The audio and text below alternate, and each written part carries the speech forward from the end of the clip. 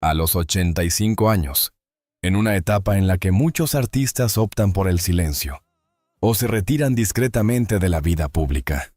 Django, uno de los intérpretes más reconocidos de la balada romántica en el mundo hispanohablante, sorprende al ofrecer un relato completo, sincero y sin artificios sobre su trayectoria.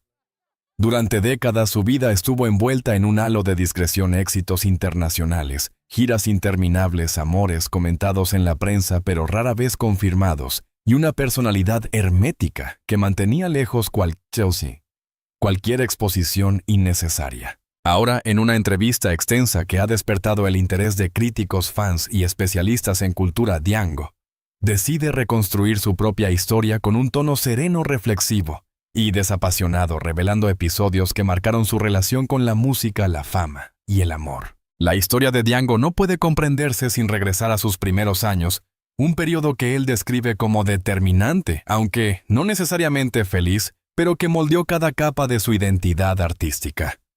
Nacido en 1940 en un barrio obrero de Barcelona, creció en una España marcada por las dificultades económicas del posguerra y por un ambiente social rígido, donde el arte se consideraba en muchos hogares un lujo inalcanzable. Sin embargo, para la familia Gómez Romero, la música no era un capricho, era un modo de resistencia emocional. En su hogar la radio era un objeto central. Sonaba a todas horas, especialmente durante las tardes cuando su madre escuchaba pasodobles y coplas mientras realizaba las tareas domésticas. Django recuerda que incluso antes de comprender el significado de las letras, ya imitaba tonos, giros melódicos y pausas respiratorias. Esta imitación temprana, según especialistas consultados para ese reportaje, suele ser característica de intérpretes intuitivos, aquellos que desarrollan musicalidad antes incluso de recibir educación formal. Aunque el ambiente familiar era cálido, las responsabilidades pesaban. Su padre, un trabajador con jornadas largas, esperaba obediencia y disciplina de sus hijos. No veía inicialmente un futuro viable en la música. Consideraba que lo más sensato era aspirar a un empleo estable. Aún así, toleraba las inclinaciones artísticas del joven José, siempre y cuando no interfirieran con su rendimiento escolar o con las expectativas sociales de la época. La tensión entre lo que debía hacer y lo que quería hacer acompañaría a Django durante toda su juventud. En ese punto, incluso él mismo no imaginaba que algún día tendría una carrera profesional. La música era una afición, pero también un refugio.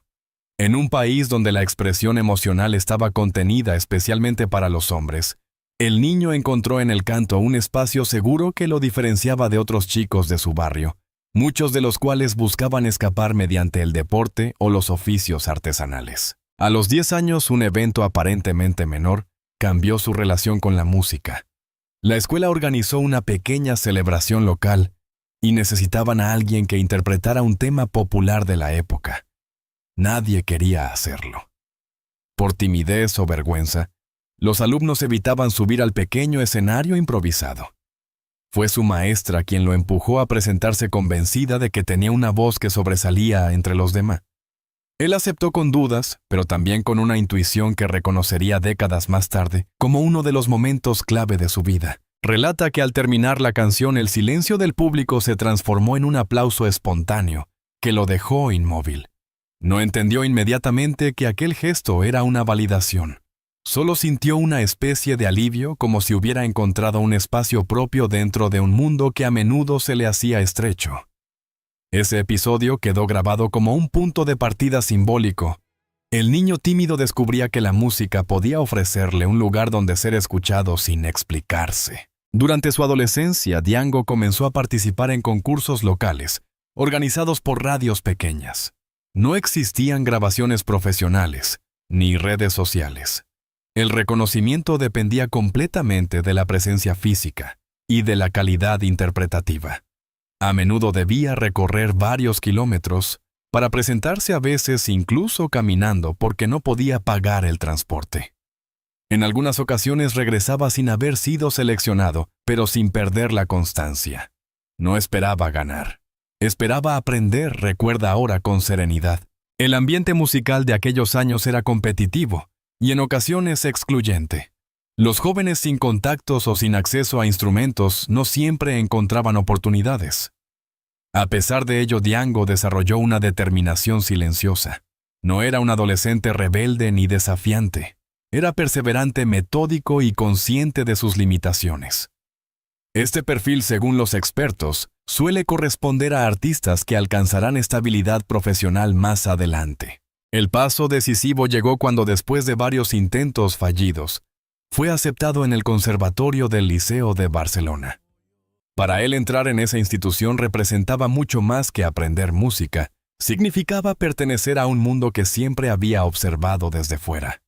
En sus declaraciones no oculta que los primeros meses fueron difíciles. Era uno de los alumnos con menos recursos y provenía de un entorno alejado del perfil habitual del conservatorio. Sin embargo, la disciplina se convirtió en su aliada. Aprendió técnica vocal clásica, respiración diafragmática, control de vibrato y proyección escénica. Sus profesores detectaban en él una cualidad poco común, la capacidad de transmitir emoción sin recurrir a excesos. Mientras otros estudiantes buscaban exhibirse, él prefería enfocarse en construir una voz sólida y un estilo interpretativo propio. El conservatorio no solo le dio herramientas musicales, también le proporcionó seguridad en sí mismo. Encontró allí una comunidad, un grupo de jóvenes con aspiraciones artísticas que lo inspiraron a seguir adelante.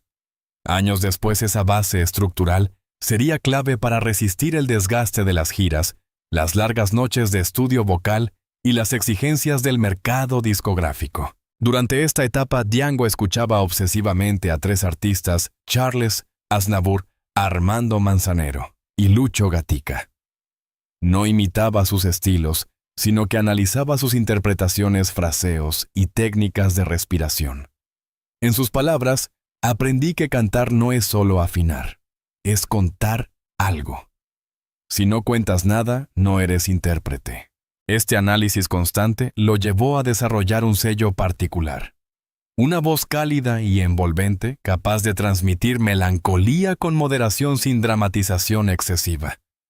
El equilibrio entre técnica y emoción se convertiría en una de las marcas distintivas de su carrera. Comprender la formación de Diango implica también revisar el contexto cultural.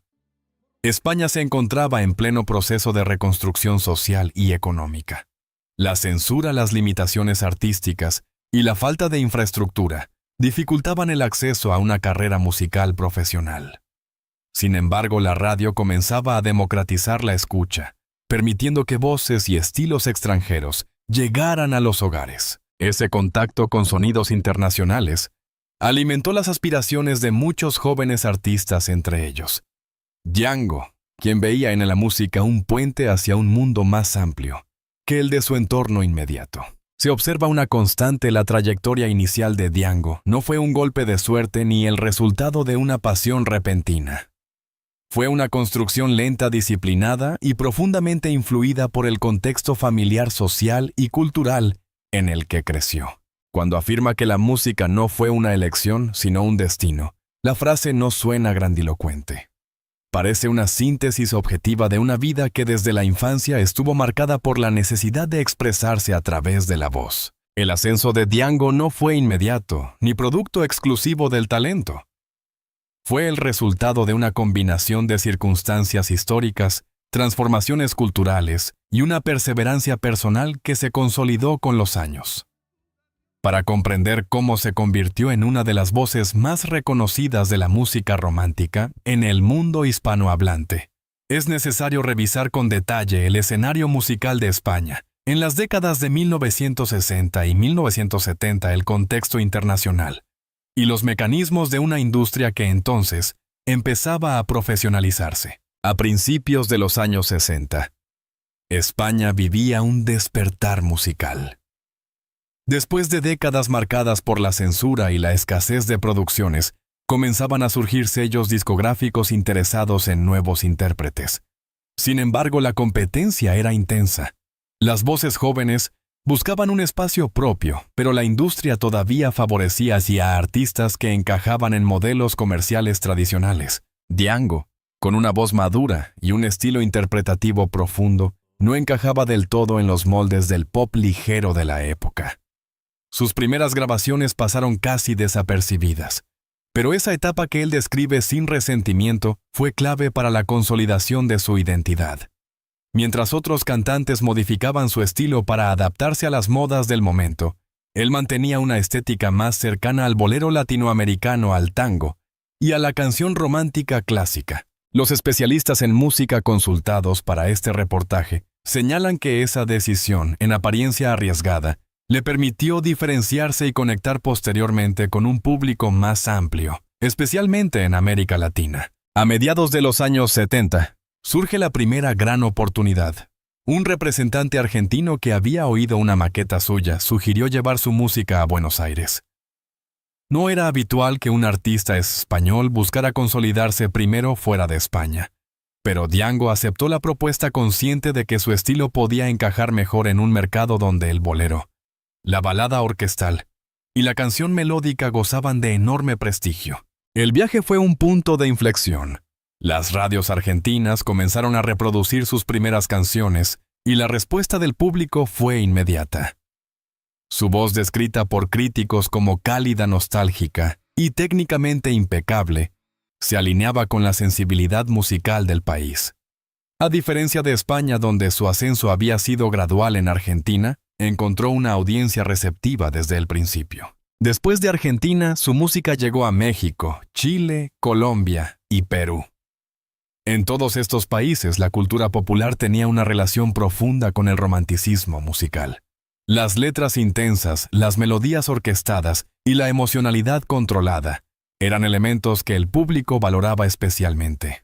Django recuerda con precisión ese momento: salones abarrotados, conciertos transmitidos por televisión, entrevistas en cadena y una demanda constante de giras. Algunos de sus discos comenzaron a figurar en listas de éxitos internacionales. Canciones como Por volverte a ver o El que más te ha querido se convirtieron en himnos generacionales. Los expertos musicales coinciden en que su éxito en América Latina se explica por tres factores: una voz que combinaba técnica europea con sensibilidad latinoamericana, una presencia escénica sobria, que contrastaba con artistas más teatrales, letras basadas en emociones universales, fácilmente identificables por públicos distintos. La popularidad que alcanzó lo llevó a realizar giras extenuantes con calendarios que incluían más de 100 conciertos al año. La vida del artista se volvió itinerante: hoteles, aeropuertos, entrevistas, ensayos, sesiones fotográficas. En su relato, Django no dramatiza este ritmo, pero admite que la dinámica de la fama imponía una presión psicológica constante. Su voz, su principal herramienta, era tratada con extremo cuidado. Evitaba ambientes fríos, no hablaba innecesariamente y mantenía rutinas estrictas de descanso. Este control permanente, aunque necesario, lo llevó a vivir con una disciplina casi militar. La fama también trajo compromisos con discográficas y contratos de promoción que exigían una imagen impecable. Cada gesto, palabra o actuación era analizada por la prensa y el público. Django confiesa que esta presión lo hizo más reservado y prudente. Aprendí a hablar solo cuando tenía algo claro que decir, explica con la serenidad de quien ha sido observador de su propio personaje público. Uno de los puntos más sensibles de esta etapa que él aborda ahora con objetividad es la distancia con su familia. Mientras su carrera se expandía por América Latina, en España, quedaban sus hijos obligados a convivir con su ausencia. El cantante reconoce que pasaba meses sin verlos, una situación común entre artistas en giras prolongadas, pero que él describe como una de las consecuencias más duras de su carrera. No busca excusas y tampoco culpa al entorno. Considera que fue una decisión propia, eligió la música y asumió el costo. Su tono al hablar es neutro, casi técnico, como quien revisa un expediente personal sin maquillaje emocional. Este enfoque, según analistas culturales, refleja una característica de Django, una personalidad orientada a la responsabilidad, pero también a la autoexigencia. Los músicos que trabajaron con él durante aquellos años coinciden en señalar su meticulosidad. Exigía que cada ensayo se realizara con precisión, que las orquestaciones respetaran el espíritu original de las canciones y que la calidad sonora fuera impecable. Para algunos, ese nivel de exigencia resultaba agotador. Para otros, era el secreto de su longevidad artística. En los últimos años, Django ha reconocido que ese perfeccionismo tuvo un doble filo. Por un lado le ganó el respeto de productores y directores musicales. Por otro limitó su espontaneidad y aumentó la presión interna generando momentos de fatiga emocional. Durante esta etapa la figura pública de Django comenzó a desplazarse y a crecer más rápido que el propio José Gómez Romero. El artista y el hombre privado empezaron a separarse. En los escenarios proyectaba seguridad, romanticismo y dominio absoluto. Fuera de ellos, prefería el silencio, los espacios pequeños y la intimidad familiar. Esta dualidad, según especialistas en cultura, es común entre intérpretes de larga trayectoria. El personaje público termina convirtiéndose en una extensión inevitable del artista, pero también en una carga.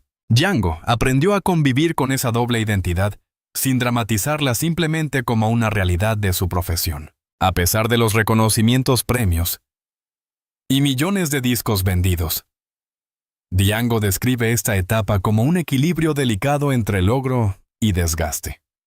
Nunca perdió la pasión por el canto, pero tuvo que renunciar a aspectos de la vida familiar, social y emocional, que solo ahora a los 85 años evalúa con perspectiva. Su ascenso internacional fue brillante, pero no gratuito. La fama le abrió puertas, lo conectó con públicos diversos y consolidó su nombre en la historia musical del mundo hispano. Pero también lo alejó de su hogar, lo obligó a mantener una disciplina férrea, y en ocasiones lo sumió en un aislamiento personal difícil de comunicar en aquel entonces. Durante décadas la vida amorosa de Django se mantuvo envuelta en una discreción casi hermética. Mientras su voz llenaba estadios y sus canciones hablaban de pasiones intensas, separaciones dolorosas y amores imposibles, su vida privada permanecía cuidadosamente protegida. A diferencia de otros intérpretes de música romántica que alimentaron activamente una imagen de seductores o galanes, Django optó por una estrategia distinta: cultivar un perfil moderado, prudente y centrado en la música. Sin embargo, la industria y especialmente el público latinoamericano lo convirtió simbólicamente en un embajador del amor, alguien que parecía saber más que nadie sobre sentimientos profundos. Con el paso del tiempo, esa imagen pública generó expectativas. Muchos asumían que su vida personal debía ser tan apasionada como sus letras. Pero en su testimonio actual, el artista explica que no vivió el amor como un torbellino, sino como una construcción lenta y razonada. El escenario tiene su propia intensidad.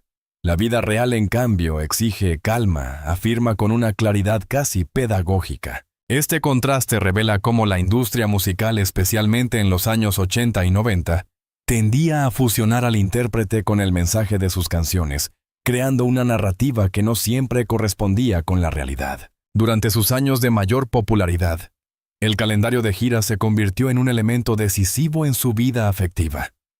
Podía pasar 10 meses fuera de casa viajando entre continentes, ciudad tras ciudad, en una dinámica exigente, que dejaba poco espacio para la estabilidad emocional. Los especialistas consultados coinciden en que este patrón es común entre artistas que desarrollan su carrera.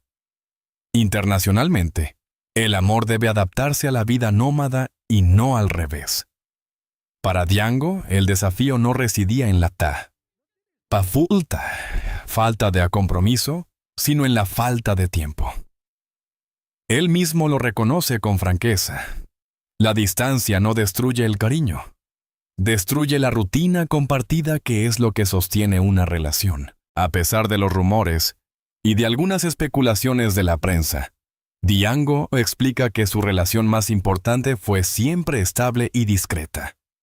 No menciona nombres ni detalles, manteniendo una línea ética coherente con su trayectoria, pero deja claro que esa presencia fue un pilar esencial para equilibrar las exigencias profesionales. En esta confesión ampliada destaca que su pareja desempeñó 3 roles fundamentales: ancla emocional en medio del torbellino de la fama, interlocutora honesta capaz de decirle lo que otras personas no se atrevían, puente con la vida familiar especialmente durante los largos periodos de ausencia. No hay tono romántico en su relato. Hay reconocimiento. Habla con una neutralidad que, lejos de restarle emoción, le otorga autenticidad. No idealiza la relación, pero tampoco minimiza su importancia. La paternidad de Django también estuvo condicionada por su profesión. Sus hijos crecieron entre dos realidades, la de un padre ausente por razones laborales y la de un artista admirado por millones. Con el paso del tiempo, tres de ellos, Pau, Jordi y Marcos, seguirían el camino musical aunque con estilos diferentes. Django admite que en algunos momentos les transmitió sin querer una presión adicional, la de ser hijos de una figura conocida. Hoy, sin embargo, describe esa relación en términos de madurez y respeto. No se extiende en detalles afectivos, pero señala que cada uno encontró su espacio profesional, sin depender de su apellido. Para el artista, este hecho constituye una de sus mayores satisfacciones. Uno de los puntos más interesantes de su relato ampliado es su reflexión sobre el silencio. Durante muchos años decidió no hablar públicamente de sus relaciones para preservar su privacidad y la de su familia.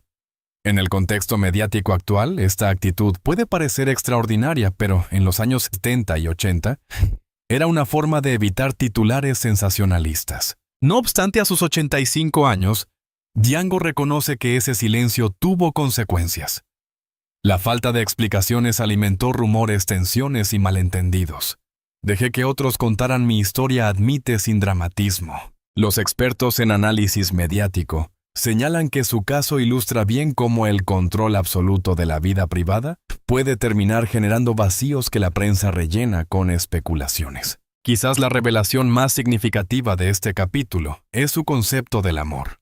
En contra de la imagen pasional construida por sus propias canciones, Django admite que nunca fue impulsivo.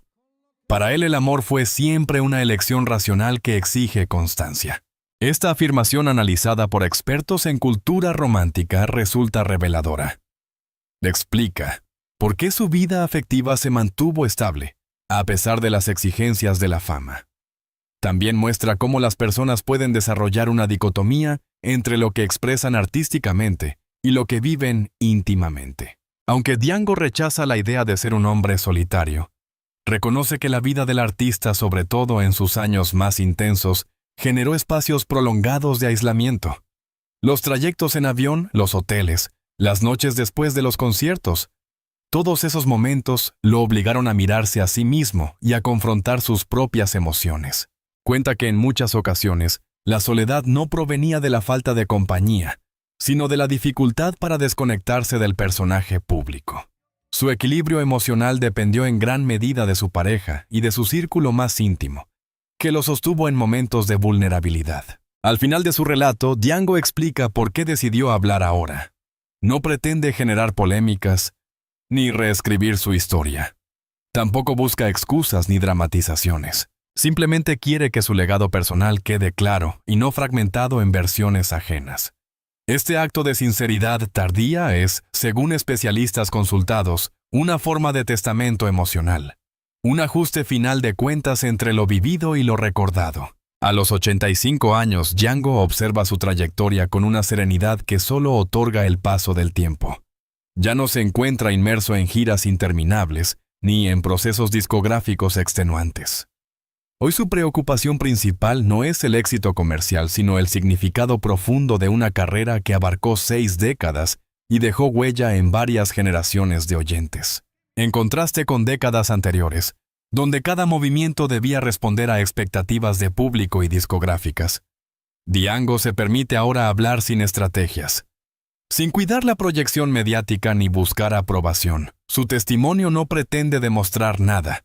Simplemente organiza los recuerdos con un orden funcional casi documental. El cantante describe esta etapa como un proceso natural de recolocar lo vivido, una forma de preservar su historia para que no quede distorsionada en interpretaciones ajenas. Los expertos en música señalan que muchos artistas de larga trayectoria atraviesan etapas similares, una especie de evaluación final, donde buscan comprender no solo su impacto, sino también la forma en que sus decisiones profesionales y personales moldearon su identidad. La voz de Django, reconocible en toda Iberoamérica, cumple un rol particular en la historia de la balada romántica.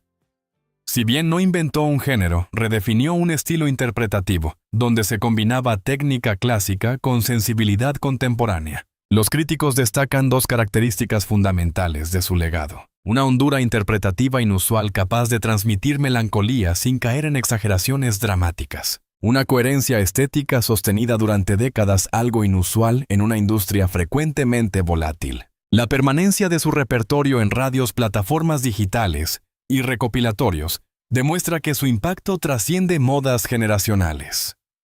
Canciones como El que más te ha querido, Por volverte a ver o Esta noche quiero brandy siguen siendo parte del imaginario musical de varias regiones. Django explica que lo que más le enorgullece no son los premios ni los reconocimientos oficiales, sino haber acompañado a la gente en momentos importantes de su vida. Su voz, según él, perteneció siempre más al público que a su propia biografía. En su análisis personal, Django insiste en que su permanencia no se debe al carisma ni a la espontaneidad, sino a la disciplina. Estudiar técnica vocal durante décadas, evitar excesos, cuidar la salud, mantener rutinas estrictas. Todo ello formó parte de una estrategia de supervivencia musical. Según músicos que trabajaron con él, esta disciplina fue clave para sostener una voz tan duradera. Mientras otros intérpretes vieron disminuir su capacidad vocal con los años, Django logró mantenerse estable durante un periodo sorprendentemente largo. El cantante admite que la fama, que durante años fue un puente hacia nuevos públicos, se convirtió en la madurez en un fenómeno distante. La fama no es mía, es del personaje que la gente construyó alrededor de mi trabajo, afirma con un tono reflexivo. Para él la fama no ha sido ni una carga ni un privilegio absoluto, fue simplemente una consecuencia de su oficio. Con el paso de los años, aprendió a desvincular su identidad personal de la imagen pública. Mientras el mundo seguía viéndolo como un icono romántico, él se dedicaba a una vida doméstica tranquila, alejada de eventos mediáticos.